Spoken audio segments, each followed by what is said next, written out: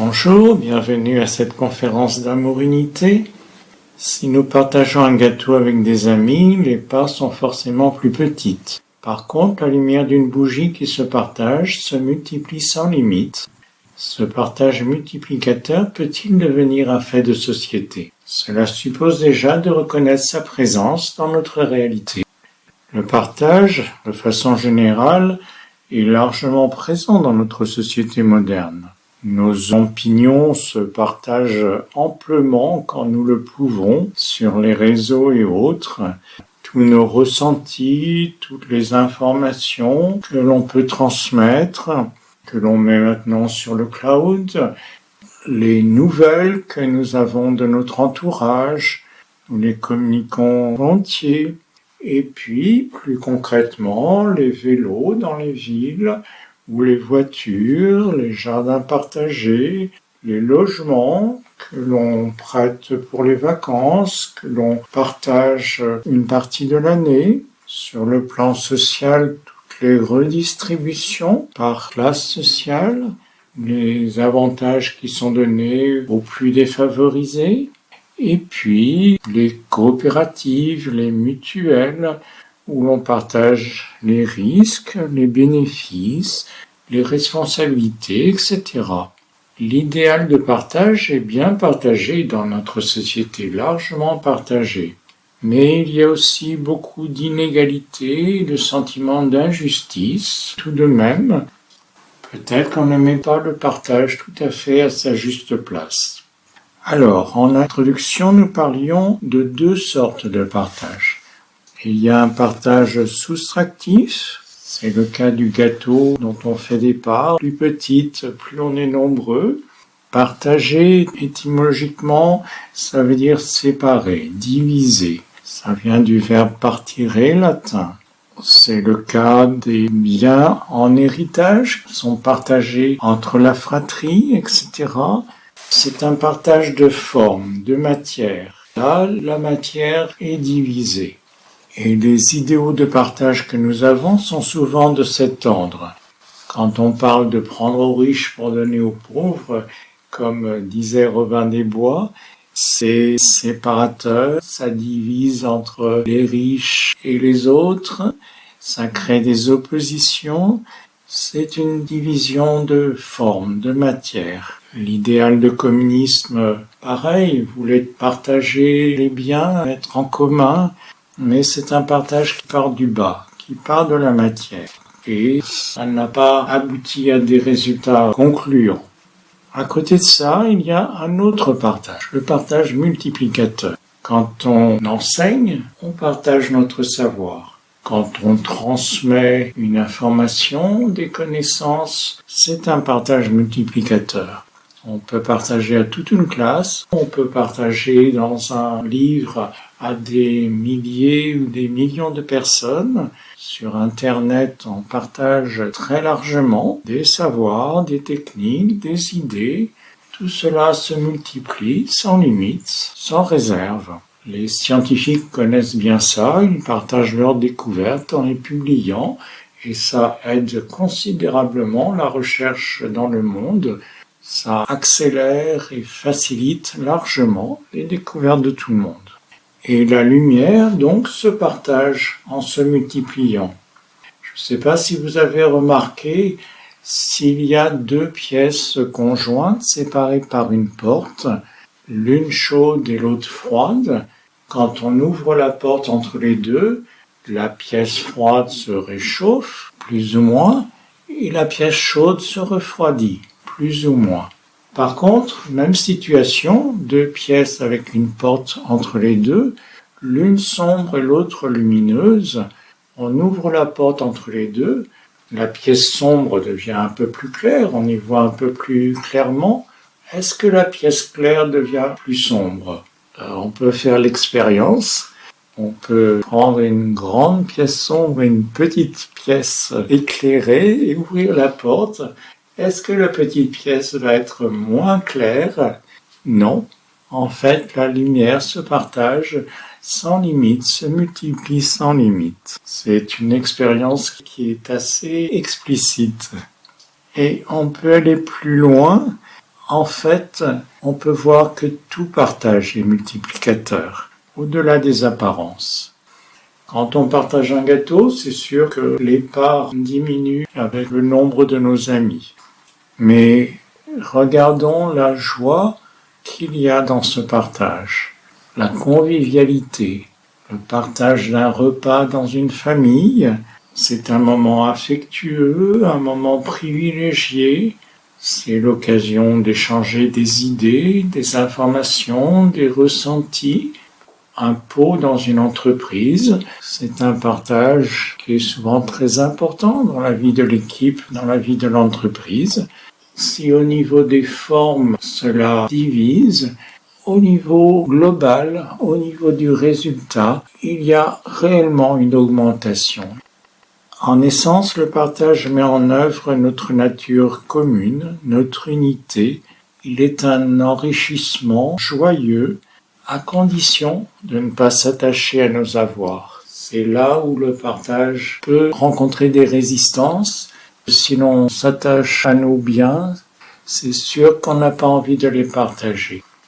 Et en fait, on va souvent plus loin que l'attachement, on va jusqu'à s'identifier à nos biens. C'est une part de nous-mêmes. Et là, les obstacles au partage se dressent parce que l'on ne peut pas partager ce qui nous constitue essentiellement dans notre ressenti, dans notre conscience. C'est une part de nous-mêmes, donc nous ne voulons pas le partager. Nous y mettons des frontières épaisses, solides. En fait, le partage est un signe de vitalité collective, de santé collective. Sur le plan énergétique, qui anime notre corps, le plan physique, tous nos organes, tout notre métabolisme sont générés par le plan énergétique qui anime le corps physique. L'organisme est une condensation de ce plan énergétique. Il est à l'intérieur de notre corps et il le dépasse de plusieurs centimètres. C'est une trame de canaux dans laquelle passent de nombreuses énergies. On appelle ces canaux des nadis ou des méridiens. Ils se croisent à des endroits importants que l'on appelle des points en acupuncture. Ils forment des centres que l'on appelle les chakras en Orient. Toutes les énergies circulent dans ces canaux, dans cette trame de communication. Les énergies émotionnelles, les pensées, les énergies de notre être profond, toutes les énergies circulent dans ces canaux. C'est l'explication de la psychosomatique qui manque souvent. C'est par ce corps énergétique que nos émotions, nos pensées et notre être profond intérieur agissent sur notre corps physique. On se demande souvent comment ça se passe et il est souvent donné peu d'explications. Cela passe par ce corps énergétique. Il n'est pas limité à nous-mêmes, il communique avec l'extérieur, il est poreux et au niveau énergétique, il y a un partage tout à fait naturel. Nous avons notre bulle qui définit notre plan énergétique individuel, mais il est en relation abondante avec ceux des autres, avec la vitalité qui entoure les végétaux, les animaux, tout ce que l'on rencontre. Ce que l'on appelle ambiance, c'est une expression de ces échanges énergétiques. On n'est pas le même dans une ambiance de fête, dans une ambiance de match sportif ou de solde. Nous sommes sensibles à ces ambiances énergétiques. Elles communiquent avec notre plan énergétique individuel. De même, on remarque souvent que les découvertes scientifiques se passent à plusieurs endroits du monde de façon indépendante et presque simultanée. De nombreuses découvertes ont été faites quasiment en même temps à des endroits très différents du monde et sont en relation entre les équipes, entre les chercheurs. C'est la communication par ce plan énergétique global qui passe et qui transmet les informations perçues à des endroits différents. Des échanges sains de notre plan énergétique sont le signe de sa santé. Il se nourrit beaucoup par ces échanges. Il se nourrit de l'énergie subtile de l'air, qu'on appelle prana en Orient, ou des aliments, des plantes, des fruits. De même, il y a une santé de ce plan énergétique global. Le partage est un élément de santé du plan énergétique global. Donc nous sommes déjà largement dans ce partage. Et à ce niveau-là, c'est un partage de valeurs, c'est un partage multiplicateur. Mais en fait, nous sommes encore plus que cela dans le partage. Sur le plan de notre être profond, de notre âme, tout est lumière, tout est énergie et qualité. La lumière communique entre nous, elle nous unit. Cette lumière que nous sommes réellement, c'est notre réalité profonde, elle est totalement partagée. Elle est une avec les autres et elle nous relie, elle nous unit. Nous sommes fondamentalement un sous des formes et des individualités différentes. C'est une unité diversifiée, une unité qui s'individualise, qui se manifeste sous une myriade de formes différentes. Nous partageons le même être, la même vie, avec des formes de vie différentes, multiples à l'infini. Il est intéressant de distinguer vie et existence. On peut donner l'existence, on peut perdre l'existence. Il n'est pas du tout prouvé que la vie est un début et une fin.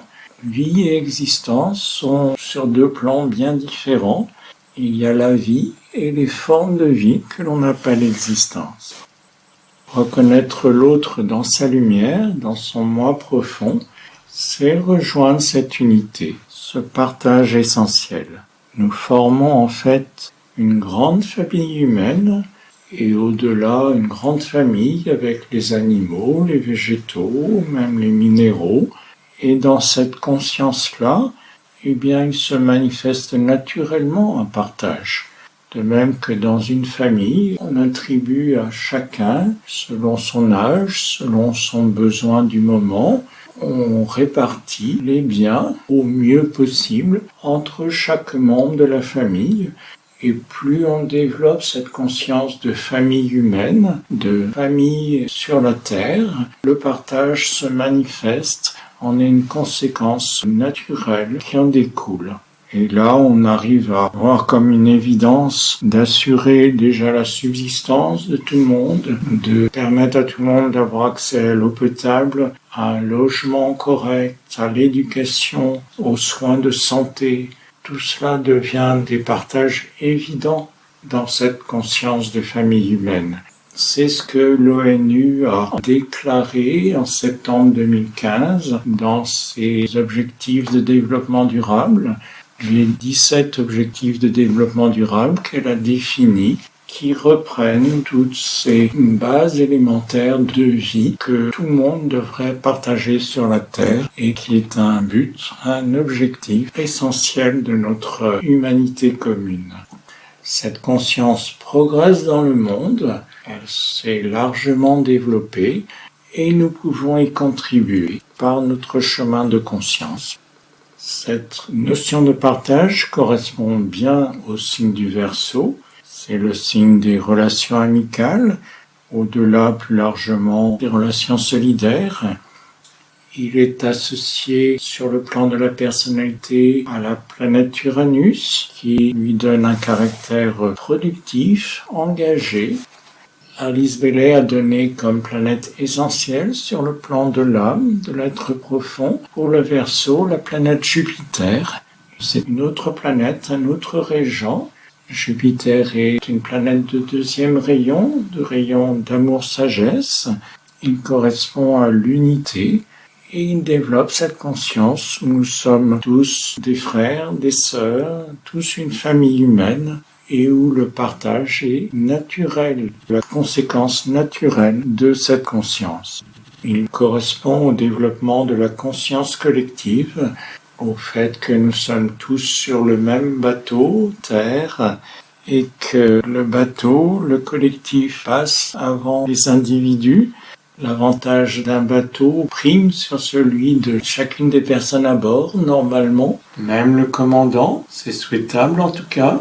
C'est cette conscience de groupe, cette conscience collective qui se développe et qui est appelée à se développer dans le signe du Verseau. Alice Bellet donne aussi une phrase clé pour chacun des signes. Pour le Verseau, elle donne la phrase, c'est l'âme qui dit « Je suis l'eau de vie versée pour ceux qui en soif ». En tant qu'âme, nous nous donnons en partage. Nous sommes amour et nous nous donnons largement. Nous nous offrons à la mesure de la soif de chacun. Si la personne n'a pas le goût pour cette valeur d'amour, c'est inutile et négatif de vouloir lui apporter à ce moment-là. Ça va à contre-courant, il ne s'agit pas d'imposer l'amour, bien sûr. C'est une question de respect. Il ne s'agit pas d'avoir une ingérence, mais dans la mesure où nous sommes ouverts et nous avons le goût de cet amour, eh bien, l'âme le transmet et l'âme en nous-mêmes peut le transmettre aux autres. Nous sommes en train d'entrer dans l'ère du Verseau. Chaque ère dure environ 2500 ans. Le partage est appelé à se développer pendant cette ère. Ça fait partie de l'énergie du Verseau. Ça fait partie des grandes directions, des grands objectifs de cette ère. Donc, à nous d'y contribuer, si nous le voulons, de le cultiver en nous déjà, cultiver le vrai partage à partir de l'unité. Pour cela, un outil fondamental, c'est la méditation, qui permet d'approfondir cette conscience collective, cette conscience de famille humaine, de faire tous partie d'un même bateau. Nous pouvons maintenant pratiquer un temps de méditation guidée ensemble de façon à cultiver ces valeurs et donc que le partage circule de plus en plus à travers nous, naturellement en conséquence. Je vous propose un temps de méditation guidée maintenant pour approfondir cela et pour l'intégrer plus à l'intérieur de nous-mêmes. Donc je vous propose de vous installer pour ce temps de méditation, de bien vous poser.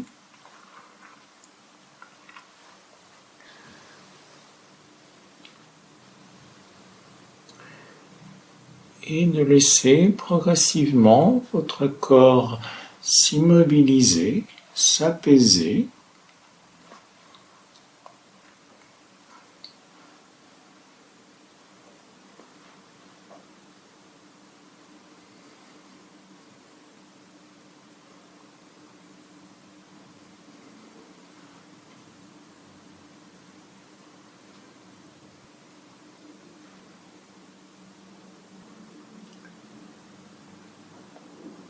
Petit à petit, nos émotions, nos désirs peuvent se décanter également, s'apaiser également.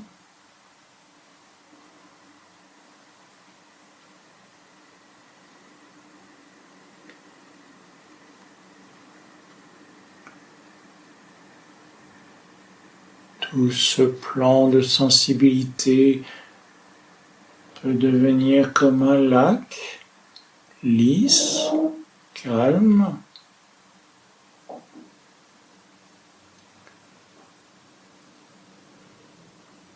qui peut refléter les astres au-dessus.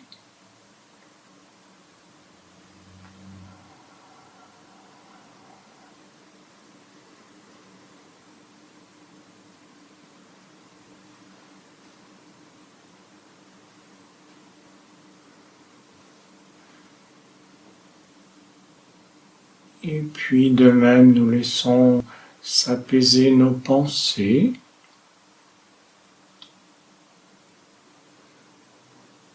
Nous les laissons se décanter.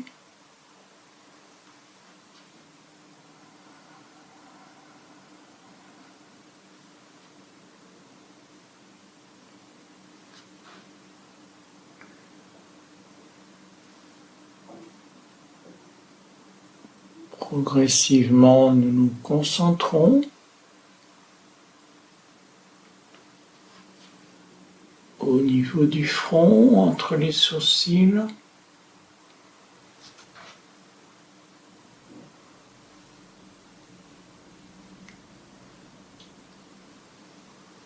C'est le centre de notre personnalité.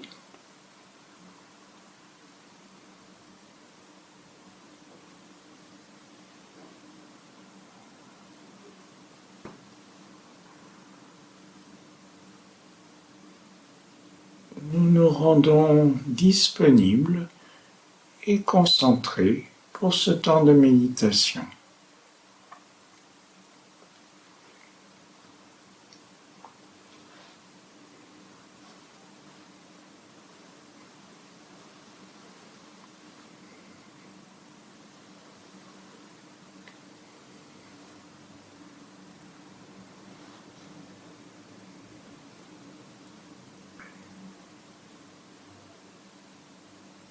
À partir de là, nous pouvons élever notre conscience à travers la tête jusqu'au-dessus de la tête, quelques centimètres, au niveau du centre coronal, siège de notre être profond, de notre âme.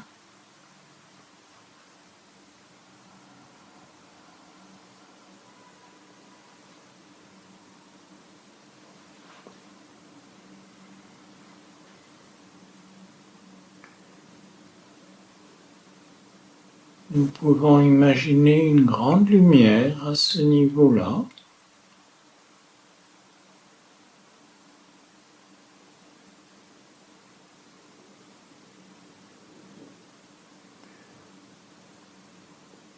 Intense, rayonnante.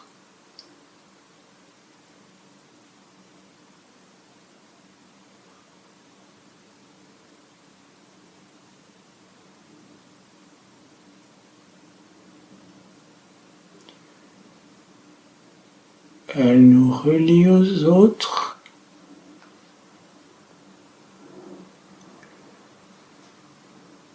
Ils ont la même lumière au sommet d'eux-mêmes, qu'ils en soient conscients ou non.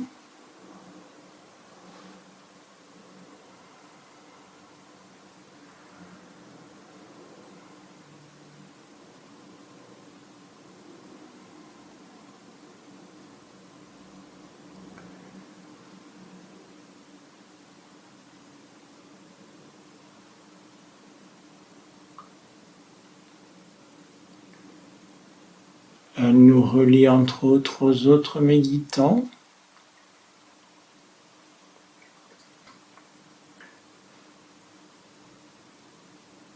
Nous pouvons nous relier aux autres. La méditation est une action de groupe.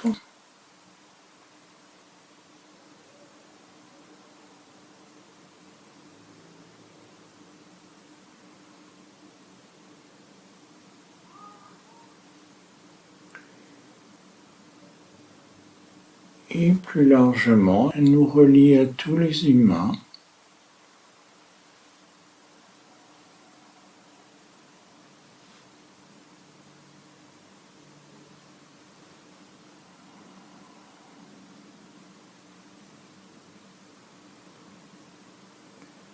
Nous sommes tous unis dans cette lumière.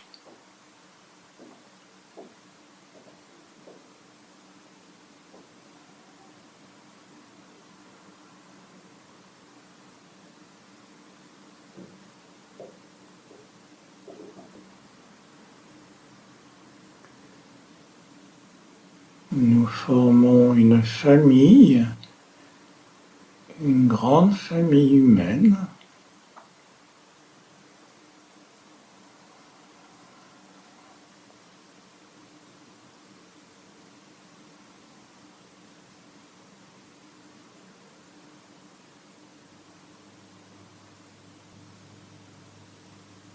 Une famille élargie qui a un but commun de spiritualiser la matière sur la Terre.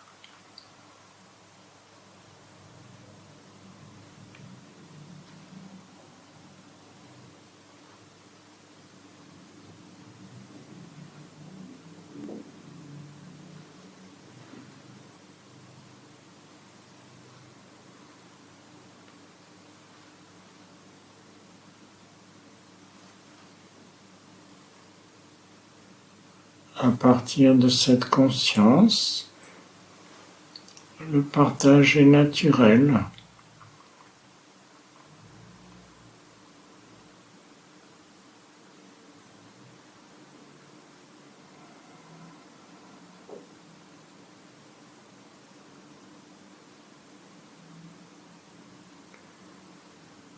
Le partage passe naturellement. Plus cette conscience est développée.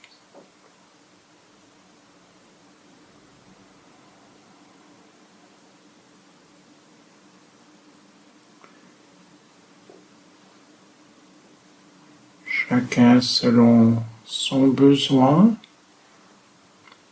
son âge de conscience.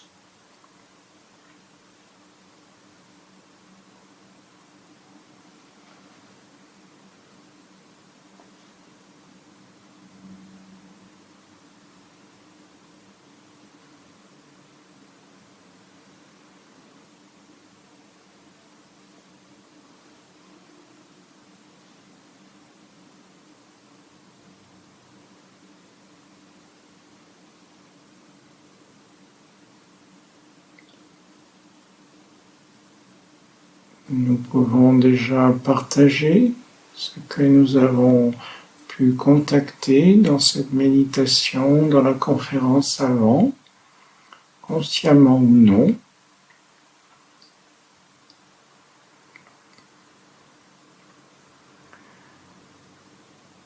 Particulièrement sur l'expiration, nous pouvons laisser diffuser ce que nous avons contacté, ce que nous avons vécu.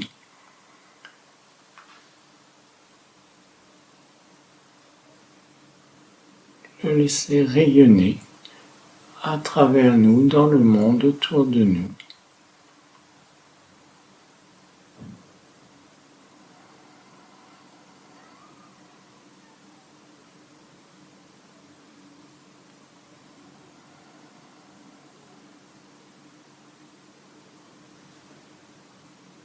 C'est notre participation au partage dans cette méditation.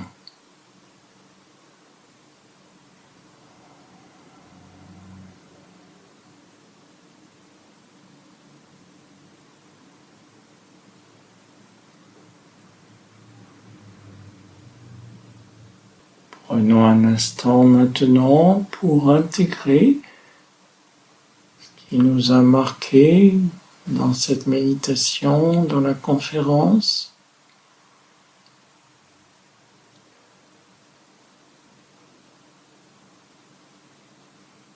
Qu'est-ce que nous retenons particulièrement ?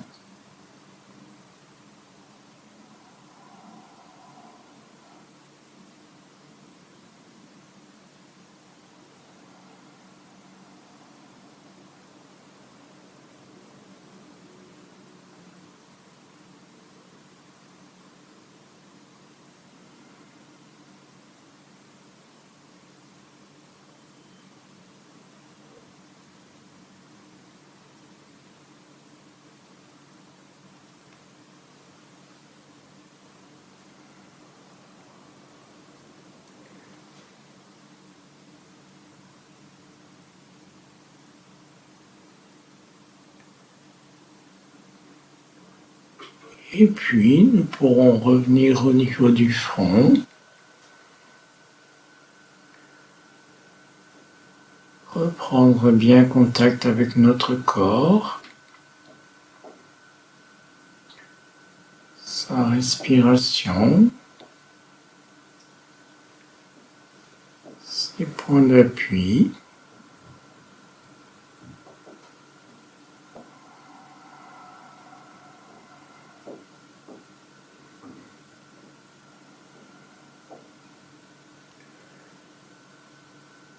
Et quand nous serons prêts, prêtes, nous pourrons ouvrir les yeux, reprendre contact avec le lieu qui nous entoure,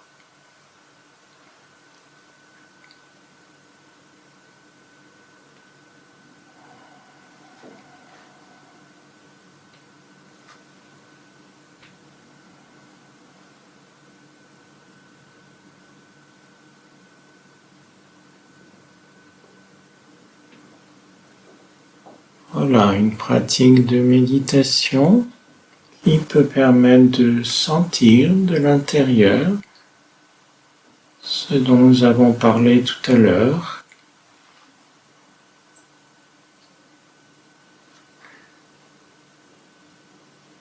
de l'intégrer plus profondément en nous-mêmes,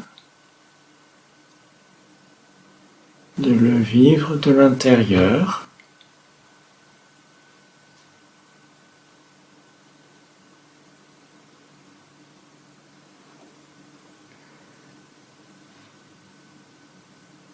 C'est en cultivant, en répétant ce genre de pratique que nous avançons, que nous approfondissons de plus en plus le ressenti et la circulation à travers nous de ces énergies de partage et d'amour.